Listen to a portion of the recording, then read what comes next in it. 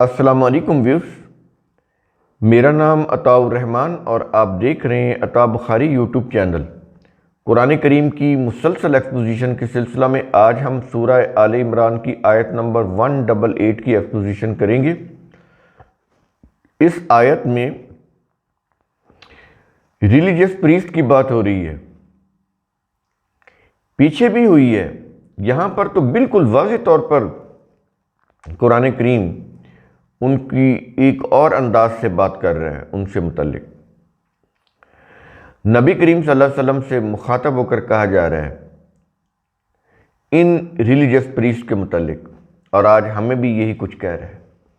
وہ جیوز کے ہوں، کرسچن کے ہوں یا یہ مسلم کے ہوں، احبار اور رہبان یہ ساری قوموں میں ہیں، سب میں ہیں، ہندوؤں میں بھی ہیں۔ یہ قرآن کی اصطلاح ہے۔ شریعت کے فقہ کے جو علماء ہیں، قرآن ان کو احبار کہتا ہے، اور ان کی جو طریقت کے جو علماء ہیں، قرآن ان کو مشائخ کہتا ہے۔ یہ جو دم پھونک کرنے والے، یہ جو تصوف سکھانے والے، تعویذ دینے والے، دعائیں کرنے والے، یہ ان کے مشائخ ہوتے ہیں۔ تو شریعت کے وہ علماء جو ہوتے ہیں، وہ یہ نماز ایسے پڑھنی ہے، روزہ فلاں چیز سے ٹوٹ جاتا ہے، وضو فلاں چیز سے مکروہ ہو جاتا ہے، وہ پھر اس طرح کی چیزیں بتاتے ہیں۔ یہ ہوتے ہیں علماء، اور وہ جو بتاتے ہیں آپ کو، وہ جو دعائیں جن سے آپ کرواتے ہیں، جو آپ کو کوئی دم پھونک کرتے ہیں، جو تعویذ دیتے ہیں، جو آپ کو بتاتے ہیں کہ اللہ اللہ یوں کرنا ہے، یوں ایسے دل کے اوپر ضرب لگانی ہے، یوں ایسے ہو کی آواز نکالنی ہے نا یہ چیزیں درباروں پہ، اور وہ یہ جو اس سے باہر جو چلے کاٹنے والے، غاروں میں بیٹھنے والے، جنگلوں میں پھرنے والے، آبادیوں میں بھی وہ ایک کونے خدرے میں بیٹھے ہوتے ہیں، اللہ اللہ کر رہے ہوتے ہیں، لوگوں کو طریقے بتا رہے ہوتے ہیں کہ اللہ کو خوش کیسے کرتے ہیں، ریچول کے ذریعے سے، صرف منہ سے کوئی الفاظ ادا کرنے سے۔ تو یہ مشائخ، تو یہ علماء اور مشائخ یہ سب مذہب کے ہیں۔ قرآن کریم دونوں کو لیتا ہے، اور یہ مسلم کے بھی ہیں، باقی اقوام کے بھی ہیں۔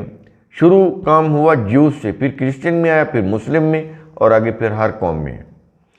کیا یہ رہا نبی کریم صلی اللہ علیہ وسلم سے مخاطب ہو کر کہ لا تحسبن، اے رسول تو ہرگز نہ گمان کر۔ اب یہ دیکھیں بات کرنے کا انداز دیکھیں، نبی کریم صلی اللہ علیہ وسلم سے مخاطب ہو کر بات کہی جا رہی ہے، اور آج یہی چیز ہمیں کہی جا رہی ہے۔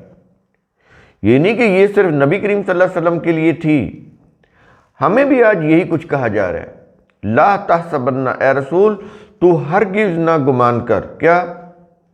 کیا گمان نہ کر؟ الذین یفرحون، یہ یفرحون اسی سے فرحت ہے، فرحت، خوشی۔ الذین یفرحون، ان اہل کتاب کے مذہبی پیشوا لوگوں کو جو خوش ہوتے ہیں، ان کے متعلق تو ہرگز گمان نہ کر۔ اہل کتاب کے مذہبی پیشواؤں کی طرف اشارہ ہے نا، یہاں پر اس طرح کے الفاظ نہیں ہیں، لیکن یہ سیاق و سباق سے آپ دیکھیں گے تو آپ کو پتہ چل جائے گا کہ بات انہی کی ہو رہی ہے کہ یہ جو مذہبی پیشوا ہیں۔ اب بات تو اہل کتاب کے مذہبی پیشواؤں کی طرف اشارہ ہے، لیکن یہ سارے آ جاتے ہیں، اس میں کرسچن مسلم بھی آ جاتے ہیں، اور باقی اقوام کے مذہبی پیشوا وہ سب کے سب آ جاتے ہیں، علماء اور مشائخ دونوں، کہ وہ خوش ہوتے ہیں۔ کس چیز پر وہ خوش ہوتے ہیں؟ بما آتو، بما اتو، اس کے ساتھ جو انہوں نے کیے، جو بھی انہوں نے کام کیے، جو بھی وہ کرتے ہیں۔ کیا کرتے ہیں وہ؟ محض تبلیغ، وعظ و نصیحت، جلسے جلوس کی صدارت ہے نہیں، کرتے نہیں مذہبی پیشوا۔ قرآن کریم اس کی طرف اشارہ کر رہا ہے، جو انہوں نے کیے، میں نے آپ کو ڈیٹیل بتائی، تبلیغ کا کام کرتے ہیں، وعظ و نصیحت کا کام کرتے ہیں، لوگوں کو پھر یہ کہتے ہیں کہ یہ اللہ کے راستے میں نکلو، آپ کی ساری مشکلات حل ہو جائیں گی، کہتے نہیں، یہ اس کی طرف بات ہو رہی ہے۔ بما اتو، اس کے ساتھ جو انہوں نے کیے۔ اور پھر وہ کس چیز کو پسند کرتے ہیں؟ وہ جو مذہبی پیشوا ہیں، علماء اور مشائخ۔ قرآن کریم یہ بھی بتا رہا ہے، کہتا ہے کہ وَيُحِبُّونَ، اور وہ پسند کرتے ہیں۔ کس چیز کو پسند کرتے ہیں؟ کیا یہ رہا ہے اَن يُحْمَدُوا، یہ کہ ان کی تعریف کی جائے، ان مذہبی علماء اور مشائخ کی تعریفیں کی جائیں، بڑا پسند ہے ان کو۔ تنقید تو وہ پھر اپنے اوپر ذرا بھی برداشت نہیں کر سکتے، اس کے اوپر تو وہ پھر اپنے وہ جو ان کے منتقد ہوتے ہیں، اپنے فالور، ان کے ہاتھوں سے پھر ان کی پٹائی بھی کروا دیتے ہیں۔ تو اتنے وہ اپنے معاملے میں کانشیس ہوتے ہیں، ذرا بھی اپنے اوپر کوئی بات برداشت نہیں کرتے۔ اس کی وجہ یہ ہوتی ہے کہ ان کے ساتھ لوگوں کا ایک ہجوم انہوں نے اپنے اعتقاد میں، عقیدت میں مبتلا کر کے اپنے ساتھ ملایا ہوتا ہے، لوگوں کا ایک جتھا، ہجوم۔ اس سے انہوں نے اپنے پریشر گروپ ڈیولپ کیے ہوتے ہیں، اور وہ تو پھر حکومتوں کو بھی ڈرا دیتے ہیں، حکومتیں بھی ڈر جاتی ہیں، ان سے پھر معاہدے کر لیتی ہیں، وہ ان کی پولیس کو ماریں، وہ ان کی قوم و ملت کی املاک کو تباہ کریں، گاڑیوں کو ڈنڈے مار کر توڑ دیں، ان کے شیشے توڑ دیں، لوگوں کو لہو لہان کر دیں، سڑکیں بلاک کر دیں، انتظامیہ کی، پولیس کی، مسلح افواج کی گاڑیوں کو توڑ کے ان کو چلاتے پھریں، ان کے سپاہیوں کو مار دیں، جان سے مار دیں۔ تو اتنا وہ مضبوط پریشر گروپ بنا لیتے ہیں، اس کے اوپر وہ خوش ہوتے ہیں۔ یہ دیکھیں قرآن کریم کس طرح سے باتیں سمجھا رہا ہے، بالکل قرآن کے خلاف وہی چیزیں، مذہبی پیشوائیت، اور آگے پھر ان کے فالورز، ان کے پریشر گروپ، ان کے پاس پھر یہ جب ہوتا ہے پھر عشق کے نام کے اوپر ہوتا ہے، پھر اس میں رول آف لا نہیں ہوتا۔ جو قوم بھی رول آف لا سے ہٹے گی اس کے ساتھ یہی ہوگا، یہی ذلت ہوگی، یہی تباہی ہوگی۔ تو کہتا ہے کہ اس کے ساتھ جو انہوں نے کیا ہی نہیں،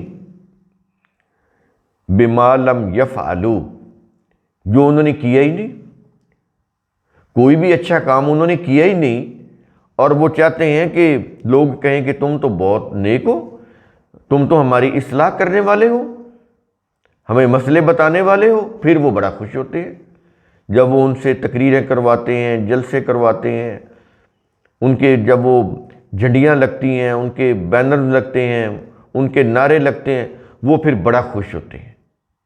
کس چیز کے اوپر؟ جو انہوں نے کوئی اچھا کام کیا ہی نہیں ہوتا۔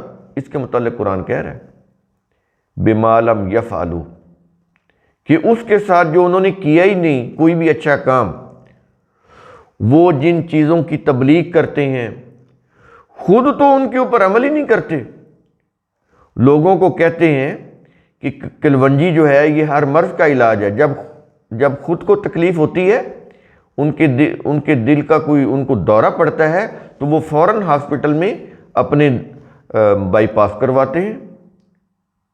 وہ کلونجی نہیں کھاتے، لوگوں کو کہتے ہیں حجامہ کروائیں، اس سے بیماریاں دور ہو جائیں گی، لیکن جب اب خود کو کوئی تکلیف ہوتی ہے تو فوراً ہاسپٹل میں جا کے ایڈمٹ ہو جاتے ہیں۔ دیکھا کہ جو کہتے ہیں وہ کرتے نہیں ہیں، لوگوں کو عقیدت میں مبتلا رکھتے ہیں، لوگوں کو کہتے ہیں کہ یہ جو دولت ہے یہ تو بہت بری چیز ہے، یہ تو قابل نفرت چیز ہے، لیکن سب سے زیادہ دولت انہی کے پاس ہوتی ہے، سب سے مہنگی گاڑیاں انہی کے پاس ہوتی ہیں، سب سے مہنگی چیزیں، سب سے مہنگے لباس، اور سب سے بڑی بڑی کمپنیاں بھی ان کی ہوتی ہیں، یہ گارمنٹس کی اور یہ بڑی بڑی کمپنیز، یہ مذہبی پیشواؤں کی ہیں نا۔ وہ اسی طرح انہوں نے پیسہ کمایا ہوتا ہے، نعتوں کے ذریعے سے، تقریروں کے ذریعے سے، مذہب کا پرچار کر کے، عشق کے نام کے اوپر وہ بہت بڑی مال و دولت حاصل کرتے ہیں، پھر بڑی بڑی کمپنیز بناتے ہیں، وہ انٹرنیشنل ہوتی ہیں۔ آپ چیک کریں ان کی جو کمپنیز ہیں وہ ورلڈ لیول کے اوپر ہیں، کبھی آپ ان کا دیکھیں تو سی کہ پروفٹ کتنا ہے۔ تو اس طرح سے وہ پھر معاشرے کے اندر قوت اقتدار حاصل کرتے ہیں، ان کے ساتھ لوگوں کا جتھا ہوتا ہے، پریشر گروپ ہوتے ہیں، وہ حکومتوں کے بھی گھٹنے ٹیک دیتے ہیں، یہ چیزیں ہوتی ہیں۔